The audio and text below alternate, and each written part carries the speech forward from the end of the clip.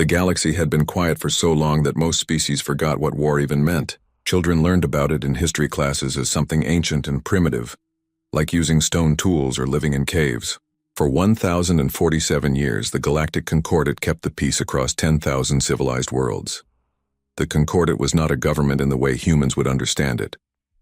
No armies patrolled its borders. No weapons guarded its halls. Instead, the Concordat maintained order through economics, culture, and shame. If a world broke the rules, trade stopped. Credits froze. Other species looked at them with disappointment. For civilized people across the galaxy, that was worse than any punishment. The Zorathi Empire served as the Concordat's oldest and most respected members. They were tall, graceful beings with silver skin that shimmered under any light. Their fingers were long and delicate, perfect for the intricate work of maintaining galactic law. The Zorathi lived for centuries, some reaching 600 years old. They moved slowly, thought carefully, and prided themselves on logic and reason above all else. Admiral Kelthrix stood on the bridge of his survey ship, looking at the holographic display floating before him. His silver skin reflected the blue light of the projection. At 312 years old, he was considered middle-aged among his people. He had spent 2 centuries working his way through the Concordat's bureaucracy, and this survey mission was supposed to be routine. The planet rotating in the hologram was beautiful. Blue oceans covered most of its surface. Green and brown continents sat between them. White clouds drifted across its atmosphere. The sensors showed liquid water, breathable air, and comfortable temperatures. It was a garden world, the kind that appeared once in every 1,000 systems. Life signs? Kelthrix asked his science officer. Abundant, Admiral.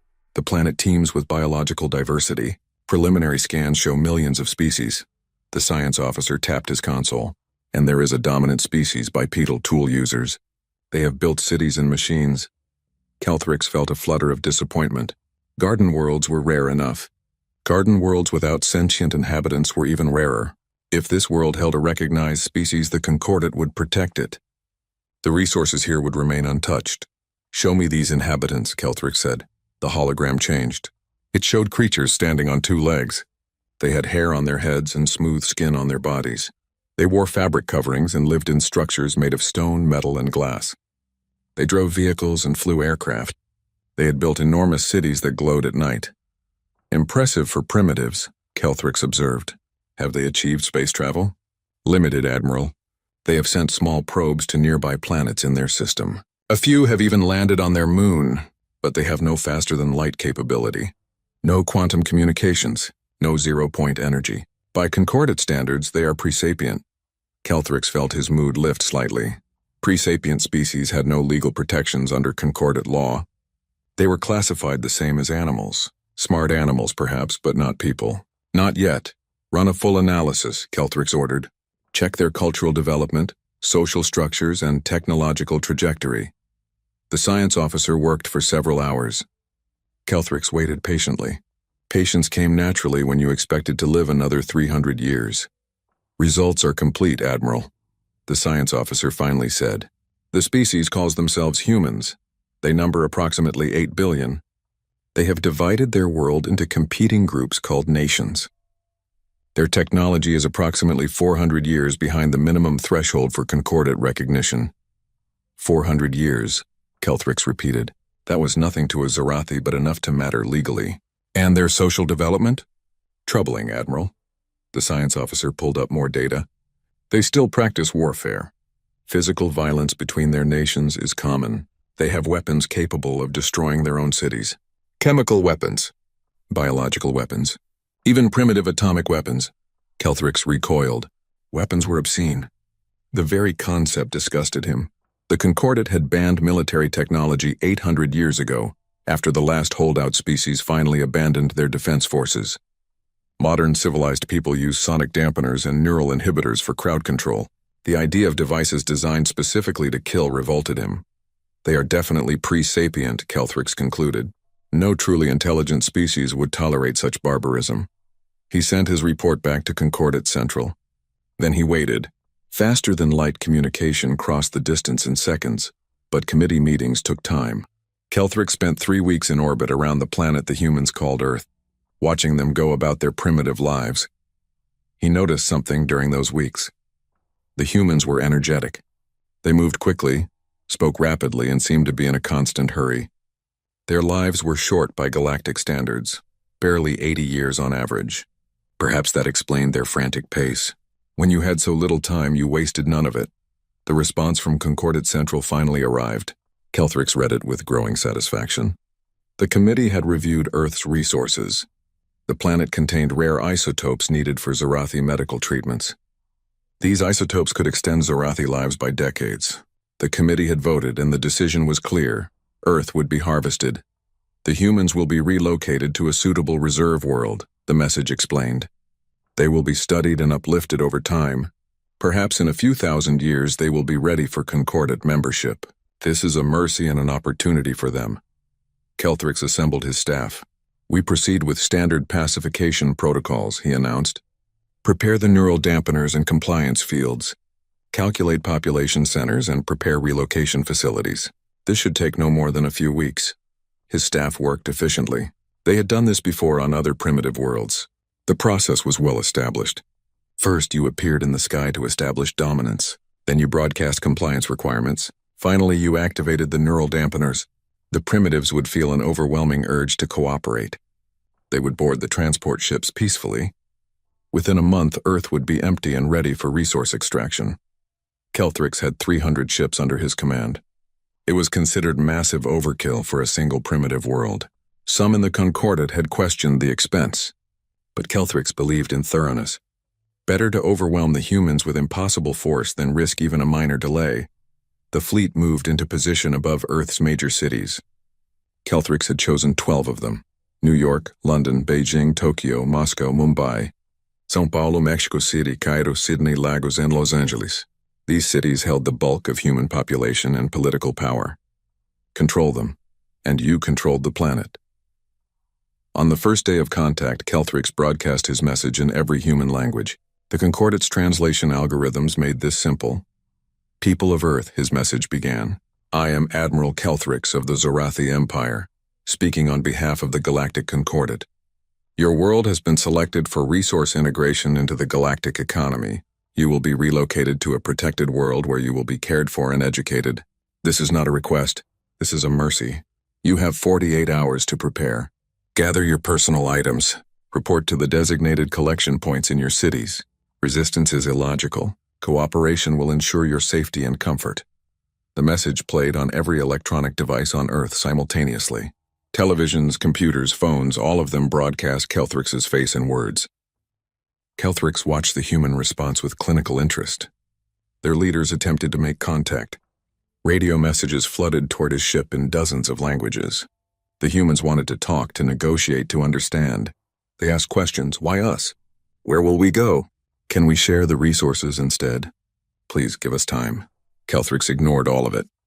The Concordat did not negotiate with pre-sapients. Negotiations required two sapient parties. The humans would understand eventually. Once the neural dampeners activated, they would feel calm. Their anxiety would fade. They would cooperate. The 48 hours passed. Kelthrix noted that very few humans had reported to the collection points. Some governments had evacuated their capitals. Others had mobilized their militaries. Still others had sent people into underground shelters. They are responding with instinct rather than logic, Kelthrix observed to his staff. As expected from primitives, activate the dampening fields. Across Earth, 300 ships hummed with power. Invisible waves of energy washed over the planet's surface. The neural dampeners were designed to suppress aggressive impulses and enhance cooperation. They had worked perfectly on every primitive species the Concordat had ever encountered. Kelthrix watched the population monitors. In the cities below, humans collapsed by the millions. The dampeners were working. He allowed himself a moment of satisfaction. This would be over soon. Then something unexpected happened. In pockets across the planet, humans began to move again. Not all of them, but enough. Military bases that had been shielded by mountains or deep underground came alive with activity. Aircraft launched from hidden airfields. Soldiers who had been unconscious minutes before woke up and returned to their posts. Status report, Kelthrix demanded. Neural dampeners are functioning at full capacity, Admiral. His science officer reported, confusion in his voice. But we are detecting resistance. Significant resistance. How is that possible? Unknown, Admiral. Perhaps their neural structure is more diverse than we anticipated.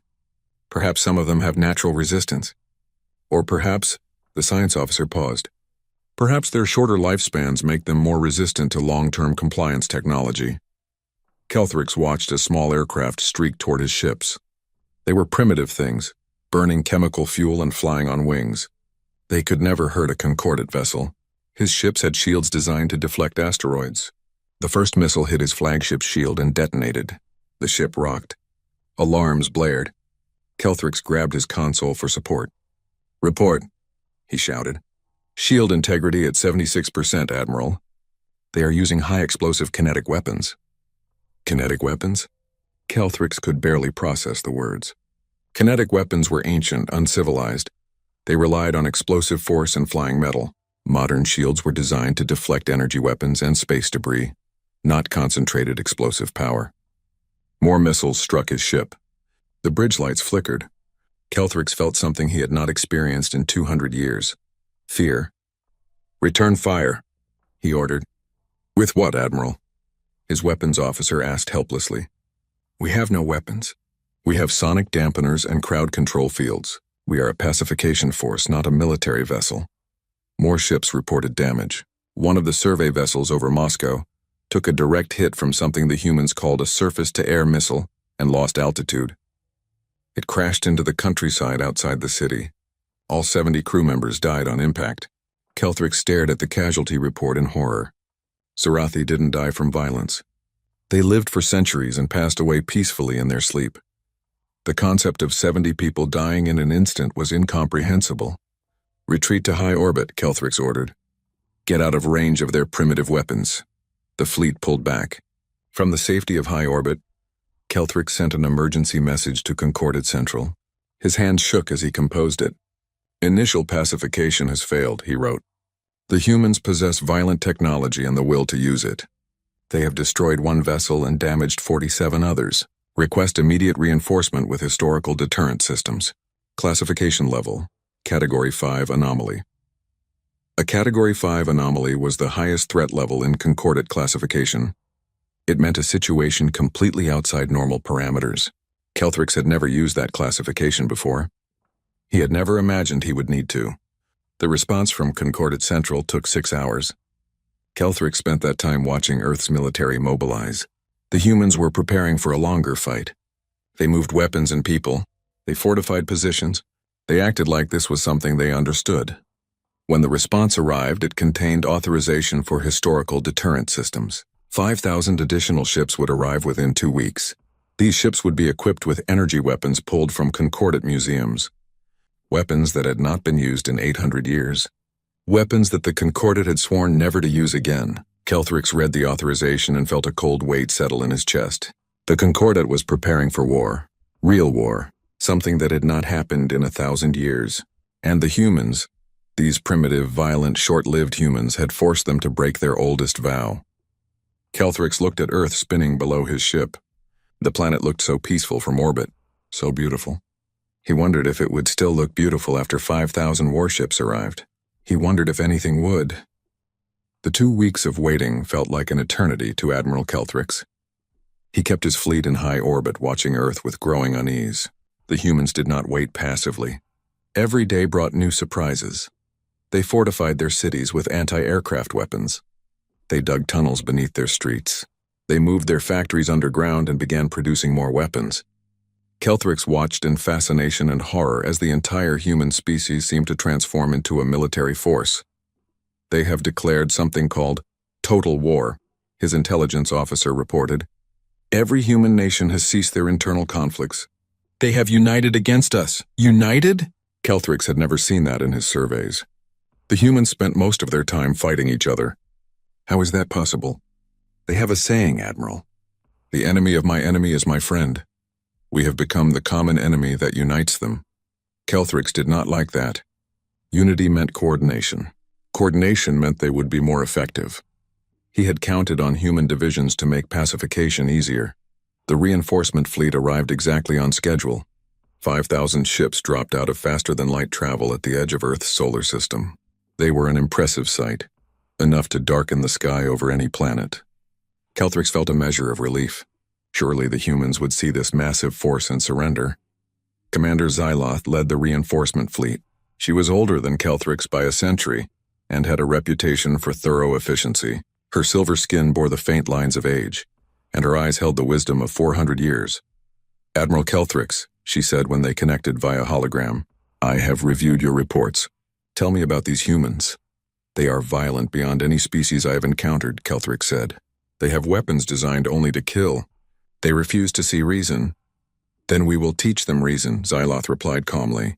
"My ships carry weapons from the Concordat archives, energy weapons capable of leveling cities, kinetic bombardment systems, atmospheric scrubbers.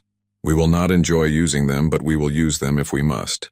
Together, the combined fleet of over 5,000 ships approached Earth. Xyloth broadcast a new message to the humans. "This is your final warning," her message said. "You have attacked Concordat vessels. This is unacceptable. Stand down immediately. Comply with relocation protocols. If you refuse, we will demonstrate the consequences. You cannot win. You are a single primitive world facing the might of 10,000 civilized systems." The human response came 30 minutes later. It was not from a government. It was not from a military leader. It was from someone who called himself Secretary General of the United Nations Emergency Council. "This is Earth," the human said. His face appeared on every screen in the Zorathi fleet. He was old for a human, maybe 70 years. He had white hair and tired eyes, but his voice was steady. "You came to our world uninvited. You declared us property. You tried to steal our home. We did not start this fight, but we will finish it. Every man, woman, and child on this planet is prepared to resist you. We would rather die free than live as your pets. This is your only warning. Leave now, or learn what 8 billion angry humans can do." Xyloth turned to Kelthrix with confusion. Do they not understand their situation? One primitive world cannot fight the galaxy. "I think," Kelthrix said slowly, "they do not care." Xyloth gave the order to demonstrate force. 10 ships moved into low orbit and targeted an unpopulated area in the Australian outback. Energy weapons charged up and fired. The beams carved through the atmosphere and struck the ground. Rock vaporized. The energy released was equivalent to a small nuclear explosion. "Let that be a lesson," Xyloth broadcast. "Next time we target your cities." The human response was immediate. Missiles launched from silos across the planet. Not just a few, thousands of them. They streaked upward on trails of fire, their chemical engines burning bright against the night sky. "Impossible," Xyloth whispered. "No primitive species should have that many missiles." The missiles reached the fleet. Most were shot down by point defense systems, but dozens got through. They detonated against shields and hulls. The Zorathi ships rocked and shuddered. Warning alarms filled every bridge. Then human aircraft arrived. Not the primitive jets from the first engagement. These were faster, more advanced. They launched from hidden airfields and from ships at sea. They fired missiles and bullets and rockets. They flew with suicidal aggression, targeting ship engines and command centers. "They are targeting our vulnerable points," Kelthrix's tactical officer shouted over the noise. "They know where to hit us. How?" Kelthrix demanded. "They must have studied the ship we lost. They learned our weaknesses." The battle raged for 6 hours. The Zorathi fleet's superior technology gave them an advantage, but the humans fought with a ferocity that shocked every observer. They did not retreat. They did not surrender. When their aircraft were destroyed, they launched more. When those were gone, they fired from the ground. When the battle finally ended, the Zorathi fleet had lost 83 ships. 3,000 crew members were dead. The humans had suffered worse. 5 major cities had been damaged by orbital bombardment, and millions of civilians were dead or wounded, but the humans did not break. "This makes no sense," Xyloth said, staring at the casualty reports. "They lost this battle decisively. Why do they continue?" Kelthrix thought about the short human lifespan. 80 years. These creatures lived and died in what felt like a moment to a Zorathi. Perhaps that made them see things differently. When your time was short, maybe you spent it on things that mattered. Things like freedom. Things like home. "I think," Kelthrix said quietly, "we have made a terrible mistake." The war continued for months. The Zorathi fleet, despite its overwhelming size, could not break human resistance. Every city they attacked fought back.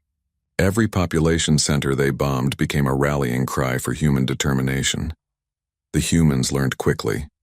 Within 3 months, they had reverse-engineered captured Zorathi shield technology and installed it on their military bases. Within 6 months, they had figured out how to jam Zorathi communications. Their scientists worked around the clock dissecting every piece of alien technology they captured. Kelthrix watched in amazement as human innovation accelerated. These people who had never left their own star system were now building ships with faster-than-light capability. Crude ships, yes. Ugly ships powered by primitive reactors and armed with nuclear weapons. But ships that could reach the stars. The Zorathi had taken 4,000 years to develop faster-than-light travel. The humans did it in 6 months. They are learning from us, Kelthrix told Commander Xyloth.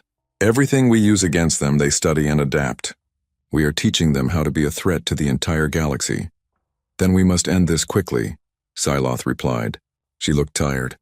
Zorathi were not built for war. The constant stress and violence were breaking her mentally. She had lost 200 years of peaceful existence in 6 months of horror. Prepare for a final assault. We will break their military capability completely. The assault began at dawn. 2,000 ships attacked simultaneously, targeting military bases, government centers, and industrial facilities across the planet. Energy weapons carved through cities. Kinetic projectiles fell from orbit like rain. The destruction was immense. But in the chaos of the attack, something else happened. A human team had infiltrated the wreckage of a crashed Zorathi command ship. They had studied it for months, learning its systems. And during the assault, when all Zorathi eyes were focused on the attack, the humans struck. A boarding shuttle, built from salvaged Zorathi technology, approached Commander Xyloth's flagship. It transmitted Zorathi identification codes stolen from captured computers. The flagship's defensive systems recognized it as friendly. The shuttle docked. 50 human soldiers poured out of it. They wore armor and carried weapons designed to fight in space. They moved through the ship's corridors with practiced efficiency, killing or capturing every Zorathi they encountered. The Zorathi crew panicked. They had no weapons. They had no training for this. Some tried to flee. Others simply froze in terror. The idea of armed enemies inside their own ship was so alien to them that they could not process it. The humans reached the bridge in 20 minutes. Commander Xyloth stared at them in horror as they burst through the door. One of them, a woman with short dark hair and cold eyes, pointed a weapon at her. "Surrender your ship," the human said. "Now!" Xyloth surrendered. She had no choice. Her crew was unarmed and untrained. Half of them were in shock from witnessing violence firsthand.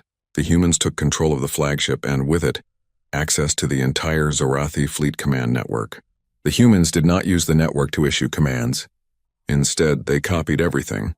Fleet positions, ship specifications, communication protocols, faster-than-light navigation data, supply routes, even the location of Zorathi Prime, the heart of the Zorathi Empire. Then they transmitted all of it back to Earth. Kelthrix learned about the capture from an emergency broadcast. He felt his world crumbling. The humans now had every secret of Zorathi technology. They had faster-than-light capability. They had weapons. And they had something the Zorathi had lost a millennium ago: the will to use them. 3 weeks later, the first human fleet launched from Earth. 27 ships, all built in secret and underground facilities. They were ugly things, welded together from scavenged materials and human industrial equipment. But they worked. They had faster-than-light drives copied from Zorathi designs. They had shields. They had weapons. Thousands of nuclear missiles, railguns firing metal slugs at a fraction of light speed, and even some captured Zorathi energy weapons. The fleet's destination was not a secret. The humans broadcast it openly. "We are coming to Zorathi Prime," the fleet commander announced. "You came to our home. Now we come to yours." Kelthrix tried to warn his homeworld. He sent messages explaining the danger, begging them to prepare defenses. But Zorathi Prime had not fought a war in over 1,000 years. They had no warships, no weapons, no training. The entire concept of defending against an attack was foreign to them. "They cannot seriously intend to attack us," the Zorathi High Council replied to Kelthrix's warnings. "We are their superiors. They will see reason once they arrive and witness our civilization." "They will not see reason," Kelthrix replied desperately. They will see targets. Please evacuate the population. Prepare shelters. Do something. But the High Council did nothing. They could not imagine humans actually attacking. It was unthinkable. Kelthrix made a decision. He took his ship and left the fleet above Earth. He engaged his faster-than-light drive and raced toward Zorathi Prime. Perhaps if he arrived first, he could convince them. Perhaps he could save his people. He arrived 3 days before the human fleet. Zorathi Prime was beautiful as always. 27 worlds in a single star system, each one a masterpiece of engineering. Billions of Zorathi lived in peace and comfort. Art, music, and philosophy flourished. It was everything civilization should be. Kelthrix landed on the capital world and went directly to the High Council chambers. He showed them everything. Videos of human attacks, casualty reports, technical analysis of human weapons, the captured flagship, the approaching human fleet. The High Council listened politely. Then they thanked him for his report and explained that they would send a diplomatic envoy to meet the human fleet. Surely this was all a misunderstanding that could be resolved through dialogue. Kelthrix wanted to scream. Instead, he returned to his ship and waited. The human fleet arrived exactly when predicted. 27 ships against Zorathi Prime's complete lack of defenses. The Zorathi sent their diplomatic envoy as planned, a single civilian ship carrying ambassadors and gifts. The humans destroyed it without warning. Then they attacked. The battle was not really a battle. It was a massacre. Human ships targeted orbital facilities first, space stations, satellites, defense platforms that had no weapons. Then they moved to industrial centers, factories, refineries, power generation facilities. They used nuclear weapons liberally, not caring about radiation or fallout. The Zorathi tried to fight back with their civilian ships. Cargo haulers and passenger liners flew up to intercept the humans. They had no weapons and no shields. The humans destroyed them by the hundreds. For 3 days, the human fleet systematically destroyed Zorathi Prime's infrastructure. They did not target residential areas at first, but industrial facilities and habitats were often in the same locations. Billions of Zorathi died as their worlds burned. Kelthrix watched from his ship, unable to help, unable to look away. He had started this. He had recommended Earth for resource extraction. He had invaded a world without understanding what he was facing. On the 3rd day, the human fleet broadcast a message to the entire galactic concordat. Every civilized world in the galaxy received it. "This is Earth," the message said. "You came to our world and called us primitives. You tried to steal our home and enslave our people. You thought we would submit because you were advanced and we were not. You were wrong. We are humanity. We fought our way up from caves and jungles. We survived ice ages and plagues. We split the atom and walked on our moon. And now we walk among the stars. You awakened something in us, something your peaceful galaxy forgot existed. This is war, real war, Totaba. And if you do not leave us alone, we will bring it to every world in your concordat. We did not start this, but we will end it." The message ended. The human fleet engaged their faster-than-light drives and vanished. Kelthrix looked at the broken system around him. Zorathi Prime would never recover. 3 billion of his people were dead. The survivors would carry the trauma forever, and the humans were just getting started. The news of Zorathi Prime's devastation spread across the galaxy like a shockwave. 10,000 civilized worlds learned that humanity had destroyed the heart of the oldest empire in the Concordat. The species that had maintained peace for a millennium had been brought to its knees in 3 days. Panic followed. The Galactic Concordat Council convened an emergency session on Pax Stellaris, the capital world. Representatives from thousands of species gathered in the Grand Chamber. For the first time in 800 years, they discussed military strategy. "We must respond with overwhelming force," declared Ambassador Threen of the Kelvari. The Kelvari were insectoid beings known for their logic and efficiency. Calculate the optimal fleet size. Deploy it to Earth. Eliminate the human threat completely. Eliminate? Ambassador Zelos of the Manuvian Collective looked horrified. The Manuvians were peaceful aquatic beings who had never raised a weapon in their entire history. "You mean kill them? All of them? That is genocide. We cannot—" "They attacked Zorathi Prime," Threen interrupted. "They killed billions of civilians.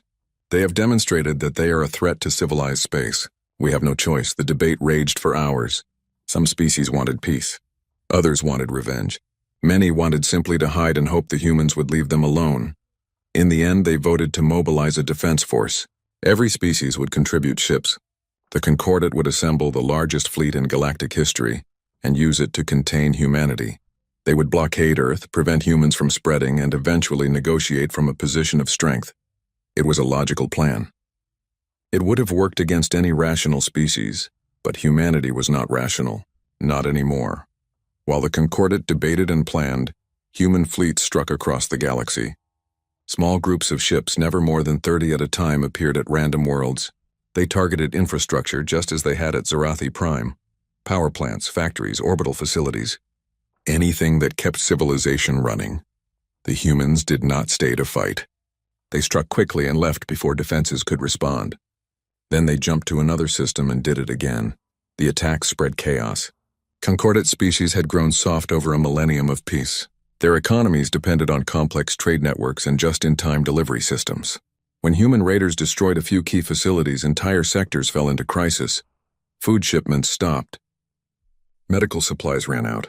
Power grids failed. Millions died not from violence but from the collapse of the systems that kept them alive. Kelthrix watched it all unfold from his ship, now orbiting a refugee station near what had been Zarathi Prime. He had aged visibly in the past months. His silver skin had dulled. His movements were slow and tired. He had not slept properly since the invasion of Earth. A communication request arrived. When Kelthrix accepted it, he found himself looking at a human face. The human was male, perhaps 50 years old, with graying hair and hard eyes. "Admiral Kelthrix," the human said, "my name is General Marcus Wade. I command the human forces in this sector. What do you want?"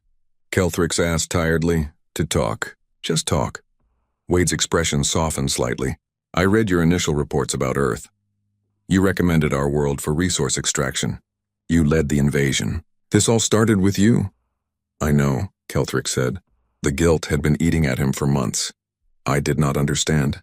I thought you were primitives. I thought we were helping you." "Helping us?" Wade laughed bitterly. "You were going to take our world and stick us in a zoo, a protected reserve. You would have been cared for." "We did not want to be cared for. We wanted to be left alone," Wade sighed. "But that is not why I called. I called to tell you something important. This war, it is not about revenge anymore." "Then what is it about?" "Survival. Teaching you a lesson." Wade leaned forward. "Your Concordat ruled the galaxy for 1,000 years. You decided who was civilized and who was not. You decided who had rights and who could be relocated like animals. You made rules that worked for you and enforced them on everyone else. And when we resisted, you tried to burn our cities from orbit. We were trying to restore order." Kelthrix protested weakly.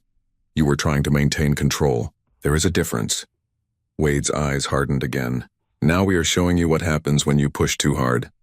When you threaten someone's home. When you forget that primitive does not mean weak. Where does it end?" Kelthrix asked. "How many worlds must burn? How many billions must die? That depends on you," Wade replied. "On all of you." When the Concordat learns to respect strength, when you learn that peace is not the same as submission, when you understand that we are not your property, then it ends. The communication cut off. Kelthrix sat in silence, thinking about Wade's words.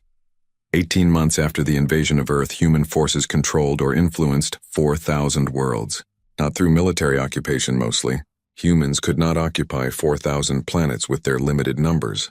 Instead, they controlled through fear and infrastructure destruction.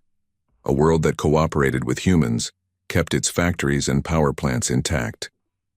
A world that resisted found its orbital facilities destroyed and its economy crippled. The choice was simple, and most worlds chose survival.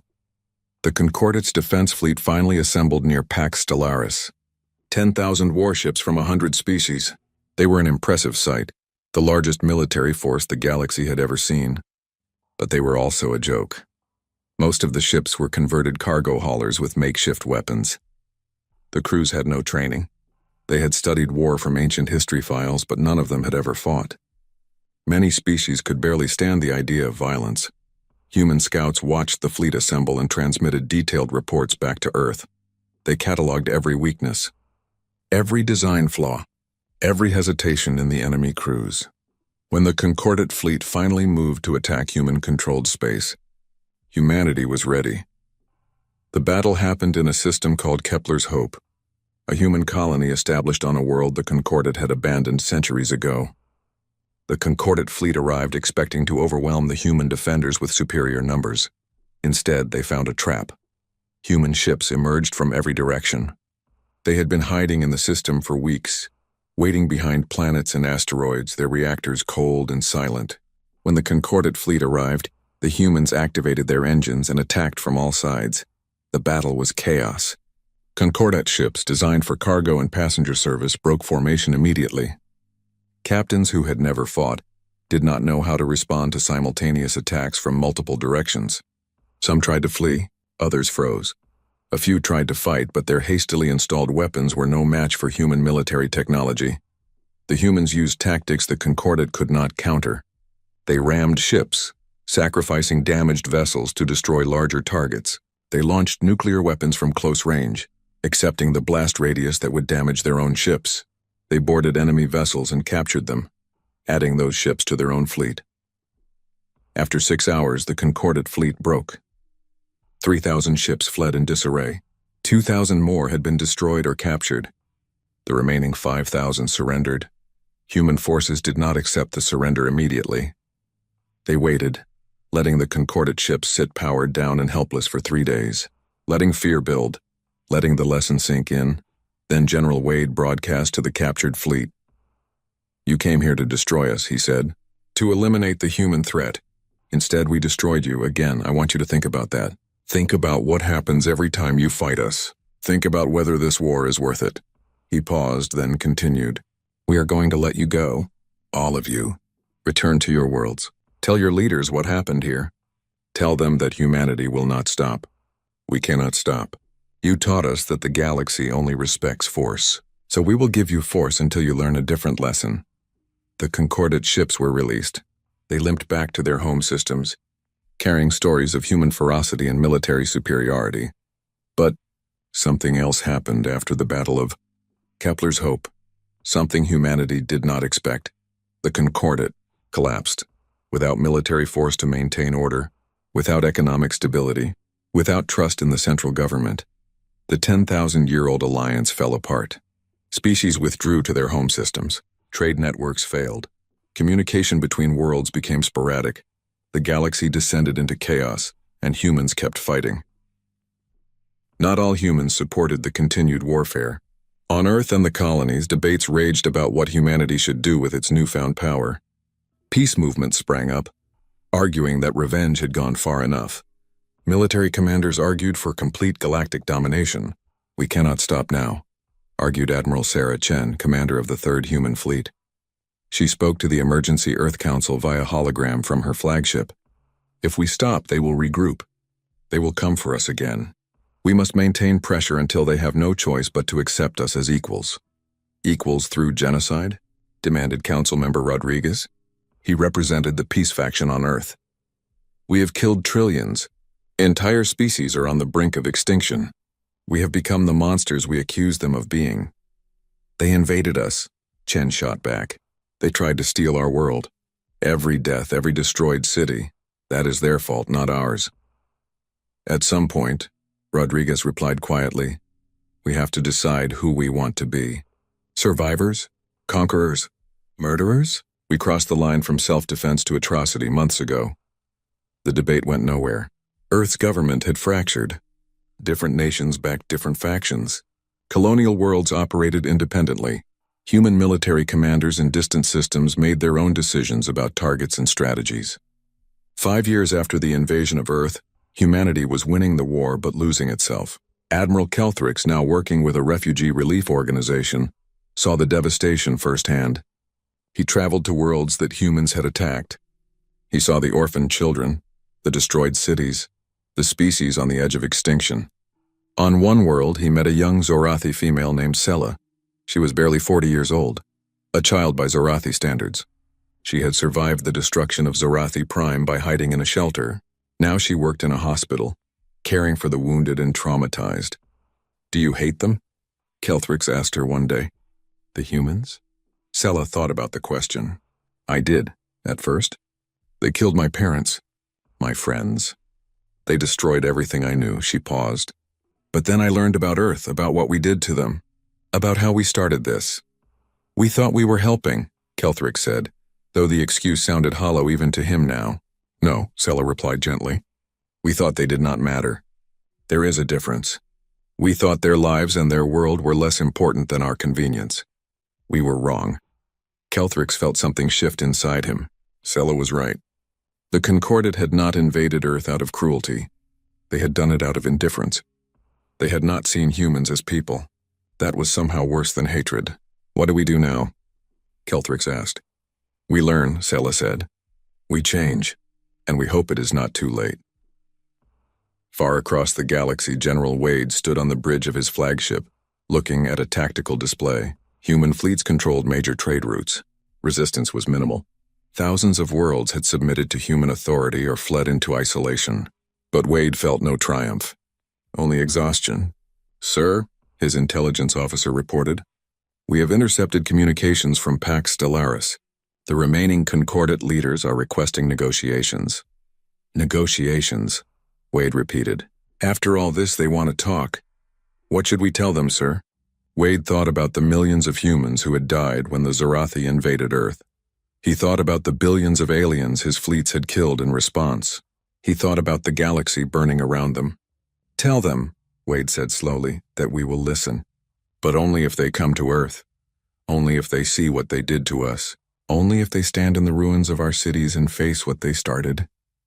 The officer nodded and sent the message. The galaxy had slept in peace for a millennium.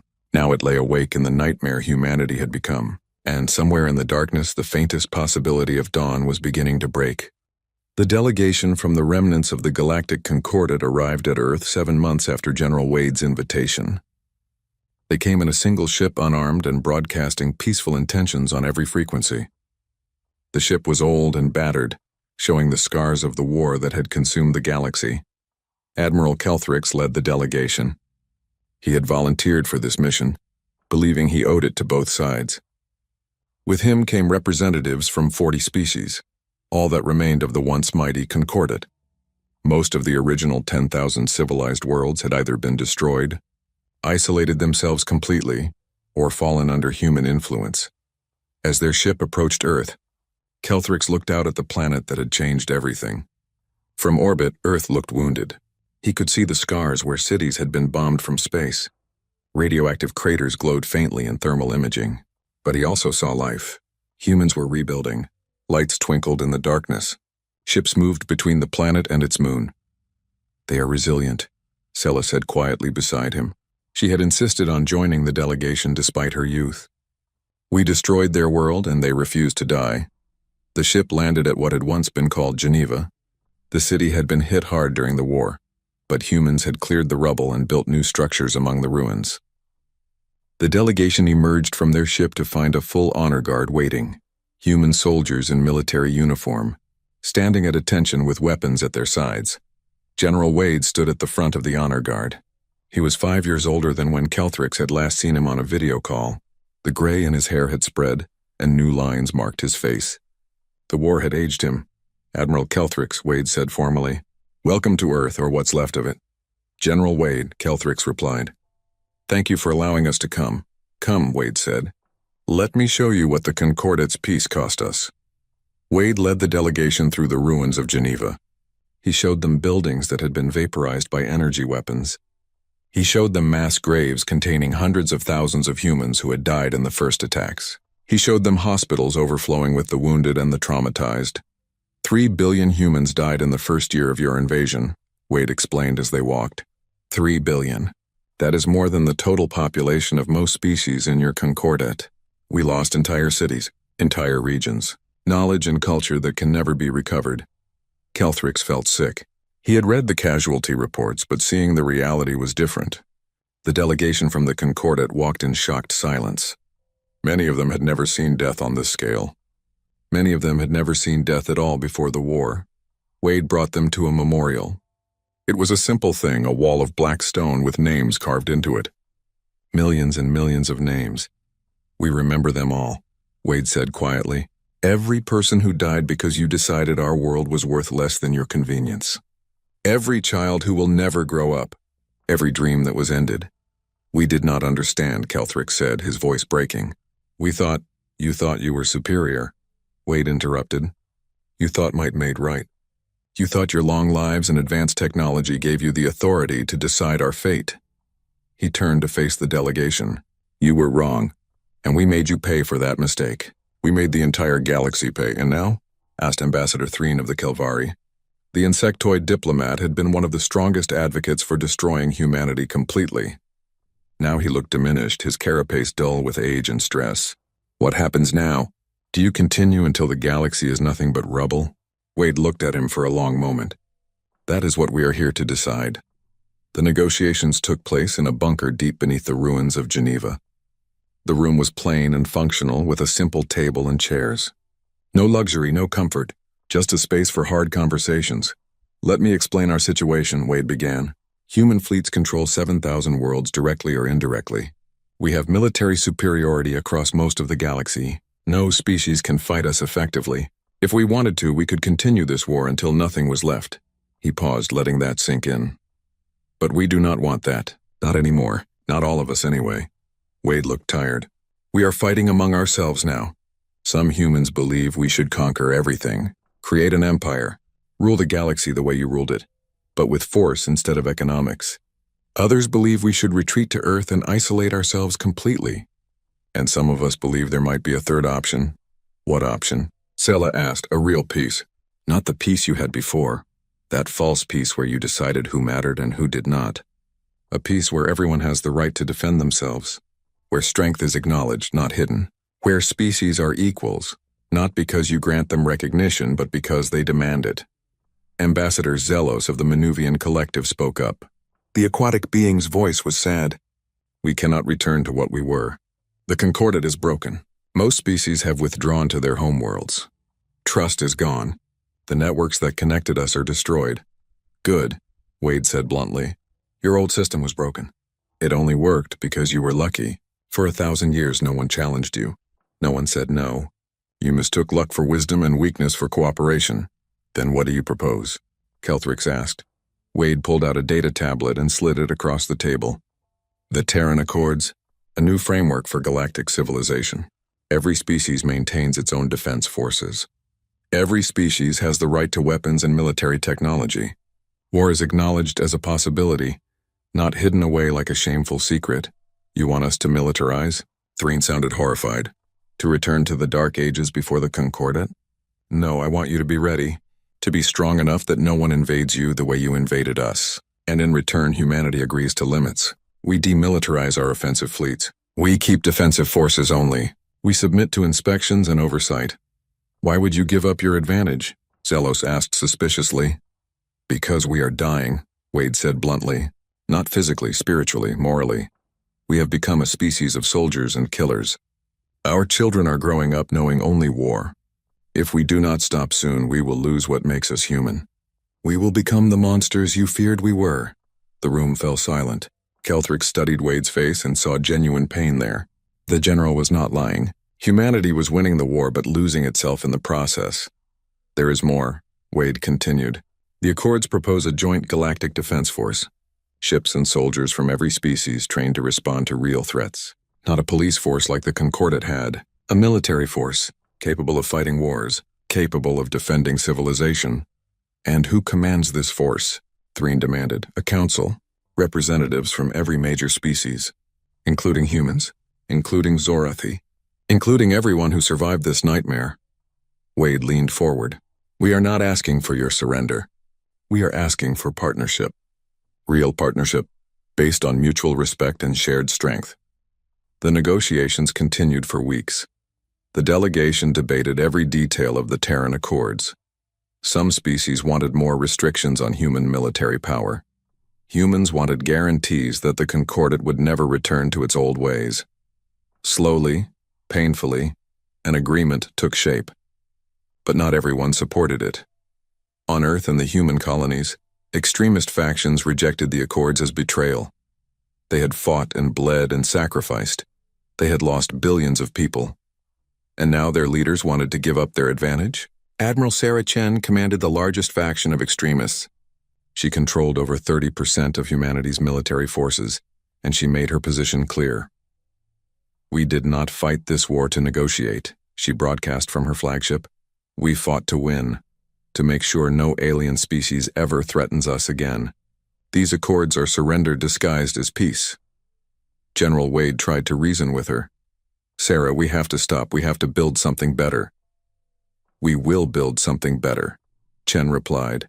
"A human empire, a galaxy where no one dares to threaten us because they know we will burn their worlds to ash. That is the only lesson they understand." The split became a schism. Human military forces divided into factions, those supporting the accords, those rejecting them, and those who simply wanted to go home and stop fighting. The crisis came to a head when Chen's faction announced plans to attack Pax Stellaris and execute the remaining Concordat leadership. It would be a final demonstration of human dominance, sending a message that humanity ruled the galaxy now. Wade could not allow it. But to stop Chen, he would have to fight other humans. The species that had united against the galaxy would now turn their weapons on each other. The Battle of Sol began in Earth's orbit. Chen's fleet jumped in from distant systems, over 500 ships, all crewed by humans who believed they were protecting humanity's future. Wade's forces numbered fewer than 300 ships, but they held the high ground over Earth itself. For the first time in 7 years of war, humans fought humans. The battle was brutal. Both sides knew each other's tactics. Both sides used the same weapons and strategies. Neither side held back. They had spent years learning how to kill aliens. Now they used that knowledge on each other. Kelthrix watched from the surface, standing in the ruins of Geneva with Sella and the other delegates. They could see the flashes of weapons fire in orbit, ships burning, debris falling through the atmosphere like shooting stars. "They are destroying themselves," Sella whispered, "just like we destroyed ourselves in the Great Burning." "Perhaps that is necessary," Kelthrix replied. "Perhaps every species must face this choice. Power or peace, domination or cooperation. Perhaps humans must make the same mistakes we made before they can move past them." The battle raged for 3 days. Both fleets battered each other mercilessly. Chen's forces had superior numbers. Wade's forces had better position and the determination of fighting to protect their homeworld. On the 3rd day, as Chen's flagship prepared a final assault, something unexpected happened. Ships from both fleets stopped firing. Not all of them, but enough to matter. Crews mutinied. Captains refused orders. Soldiers who had fought aliens for years finally broke when asked to kill other humans. The war had pushed them to their limit, and they could not cross this final line. Chen's fleet fell apart. Ships surrendered or fled. Chen herself was captured when her own crew arrested her and turned her over to Wade. The Battle of Sol ended not with victory, but with exhaustion. Both sides had lost hundreds of ships and tens of thousands of lives. Earth, the planet that had started this entire war, had been scarred yet again by orbital combat. Wade stood on the bridge of his flagship, looking at the damage reports.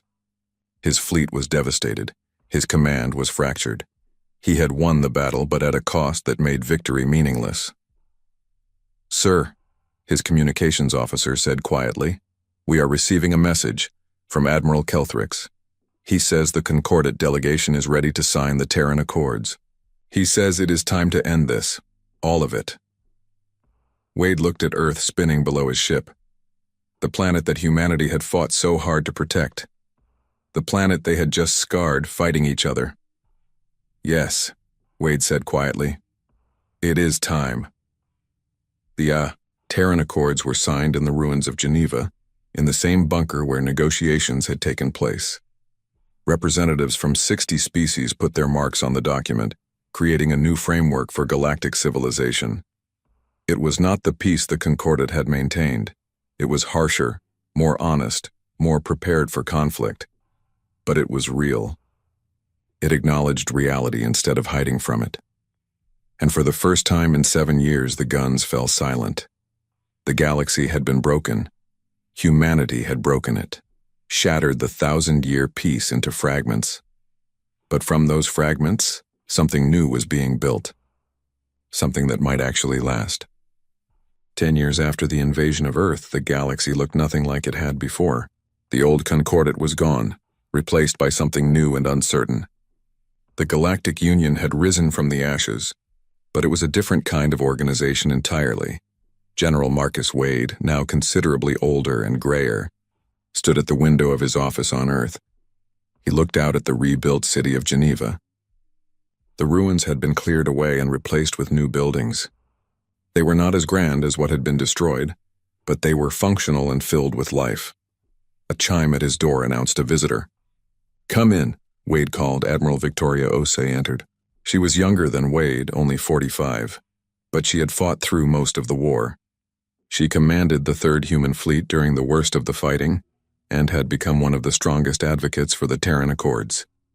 "General," she said, nodding respectfully, "the first class of joint cadets has completed basic training. The ceremony is this afternoon." Wade smiled slightly. "How did they do?" "Better than expected.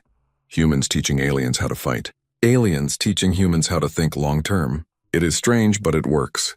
Osei sat down without waiting for an invitation. They had known each other too long for formality. "Admiral Kelthrick sent a message. He wanted you to know that Zorathi Prime is rebuilding. They have established a memorial for the dead. He invited you to the dedication ceremony." Wade felt a complex mix of emotions. "I killed billions of his people. And he invaded your world," Osei replied. "But you are both trying to build something better now." "That matters," Wade nodded slowly. "I will go. It is the least I can do." Osei studied him. "You carry too much guilt, Marcus. You did what you had to do. You stopped the extremists. You built the peace." "I built a peace on mountains of corpses," Wade replied quietly. "Human and alien. Every night I see their faces. Every decision I made, every order I gave, they all led to death. How do I make peace with that?" "You do not," Osei said gently. "You carry it. You let it remind you why the peace matters, and you make sure the next generation does not have to make the same choices." Across the galaxy, on what remained of Zorathi Prime, Admiral Kelthrix walked through the memorial gardens. The gardens had been built on the site of a city that had been vaporized during the human attack. Now trees grew where buildings had stood. Flowers bloomed where people had died. Sela walked beside him. She was 50 years old now. No longer a child, but not yet considered truly adult by Zorathi standards. She had spent the past 10 years working with refugees, helping rebuild shattered communities and teaching the next generation about the cost of their ancestors' mistakes. "Do you think we learned?" she asked Kelthrix. "Do you think the galaxy truly changed, or did we just get tired of fighting?" "Both, perhaps," Kelthrix replied. He paused by a memorial stone bearing thousands of names. "We were arrogant. We believed our peace was permanent because we could not imagine anything else. We had forgotten that peace requires constant effort. The humans taught us that," Sela said. "They did, with blood and fire." Kelthrix looked at the sky. "But they also taught us something else. That species we dismiss as primitive might have wisdom we lack, that short lives can be lived with great meaning, that fighting for what you believe in is not always wrong." A young Zorathi approached them nervously. He was barely 20 years old, one of the first generation born after the war. "Excuse me, Admiral Kelthrix. I am supposed to report to the Joint Defense Academy next month. I am nervous." "Why nervous?" Kelthrix asked kindly. "I will be training with humans, the species that destroyed our worlds. How am I supposed to trust them?" Kelthrix considered the question carefully. "You do not have to trust them immediately. Trust is earned. But you can learn from them, and they can learn from you. That is the point. We are building something new together, something that acknowledges our differences instead of pretending they do not exist." The young Zorathi nodded, though he still looked uncertain. After he left, Sela smiled at Kelthrix. "You are good at this, mentoring the young. You should do more of it." "Perhaps," Kelthrix said. "I have 300 years left if I am lucky. I should use them for something meaningful." The Joint Defense Academy was located on a neutral world called Haven. It had been chosen specifically because no major species had a strong claim to it. The Academy trained soldiers and officers from dozens of species, teaching them to work together and defend civilization. The current class included humans, Zorathi, Kelvari, Manuvians, and 30 other species. They trained together, ate together, and learned together. It was not always easy. Cultural differences caused conflicts. Some species could not understand others. Some carried grudges from the war. But slowly they learned. Lieutenant Sarah Kim was one of the human instructors. She was 28 years old, too young to have fought in the war itself. She had grown up during the conflict, but her actual combat experience came from peacekeeping operations afterward. "All right, listen up," she called to her mixed species squad during a training exercise. "This scenario is a hostage situation. Armed extremists have taken civilians captive in a space station. Your job is to rescue the hostages without getting them killed. Species note: 3 of the hostages are Manuvians who cannot survive outside water for more than 30 minutes. You have 20 minutes to plan, then we run the simulation." The squad gathered in a circle. Humans, Zarathi, and Kelvari worked together, combining their different strengths and perspectives. The humans provided tactical aggression. The Zarathi provided long-term strategic thinking. The Kelvari provided logical analysis. They completed the exercise successfully, though not perfectly. After the debriefing, one of the Zarathi cadets approached Lieutenant Kim. "Instructor," he said, "may I ask a personal question?" "Go ahead. You teach us to fight, to kill if necessary, but you also teach restraint and rules of engagement. How do you balance these things? How do you know when violence is justified?" Kim thought about the question. It was a good one. You never fully know. You make the best decision you can with the information you have. You try to minimize harm. You remember that every enemy was somebody's child, somebody's friend, and you accept that sometimes there are no good choices, only less bad ones. That sounds difficult. It is. That is why we train so hard. So when the moment comes, you are ready to make the hard choice. Kim smiled slightly. Your people kept the peace for 1,000 years by avoiding violence completely. My people survived by being ready for it. Maybe together we can find a balance. 50 years after the invasion of Earth, the galaxy had settled into a new normal. The Galactic Union was fully established with representatives from over 5,000 worlds. It was smaller than the old Concordat had been at its peak, but it was more honest. More real. Wars still happened, small conflicts between species over resources or territory, but they were limited, contained. The Joint Defense Forces intervened when conflicts threatened to spread, using force when necessary but preferring diplomacy. Humanity had become the Union's military backbone, just as some had predicted.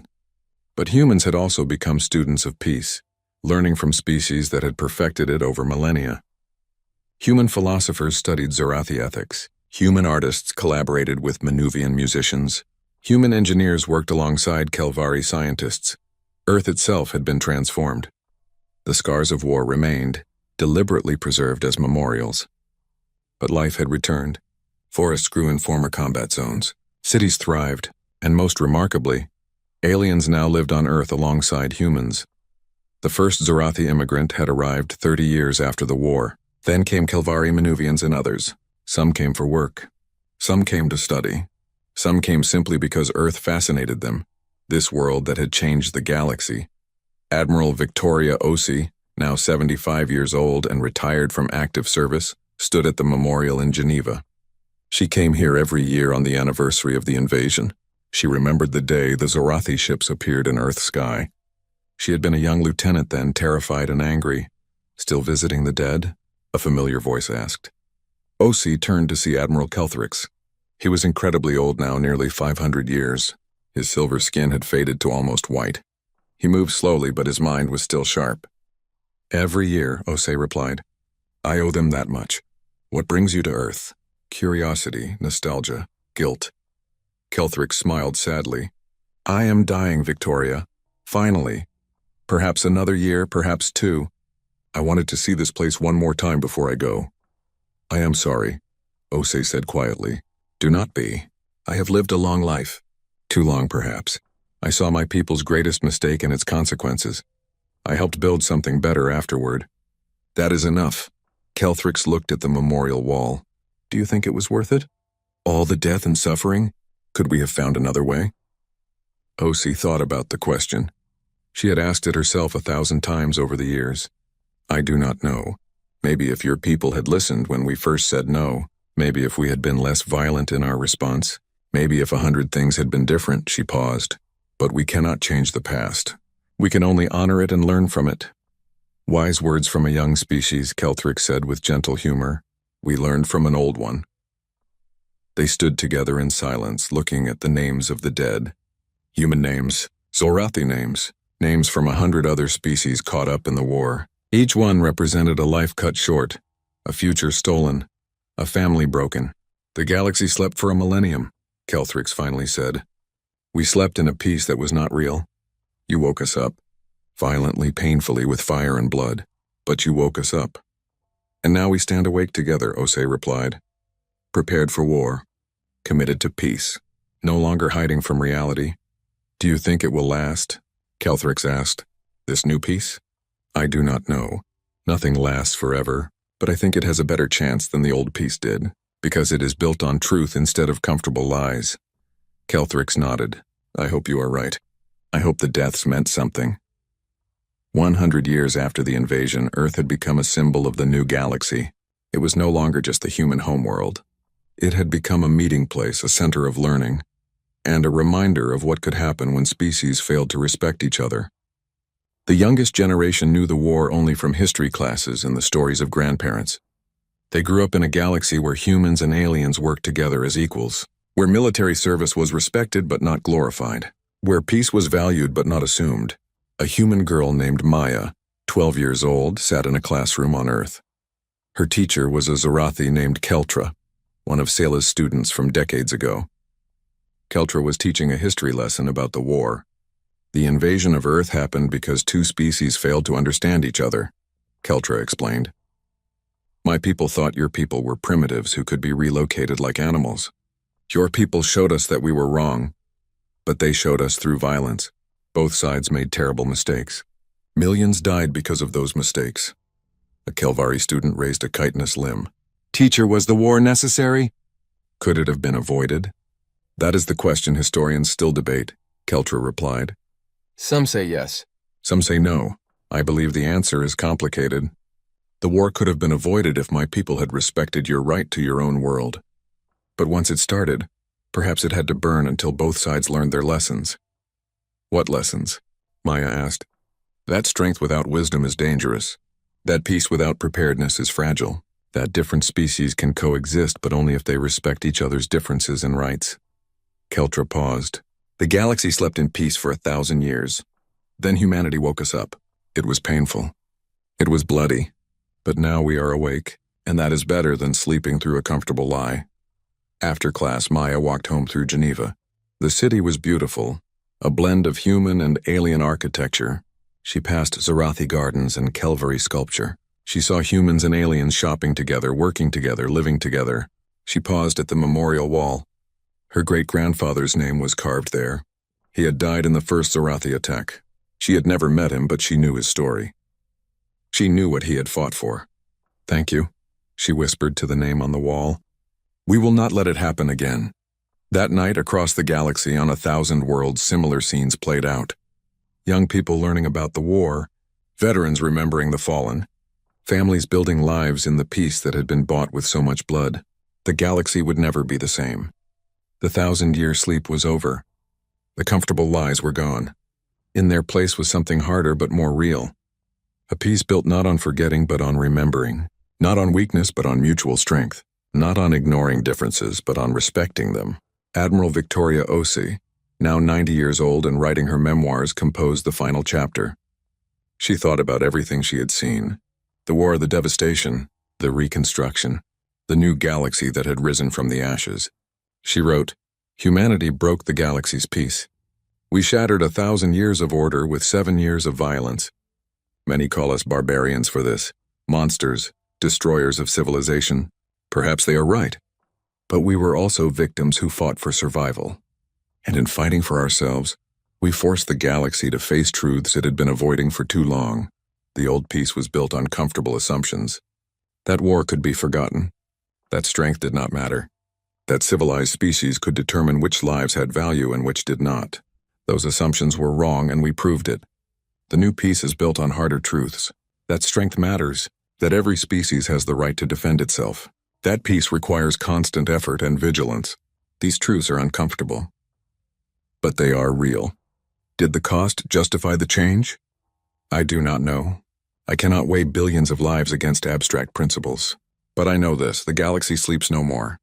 We stand awake together, humans and aliens, prepared for whatever comes.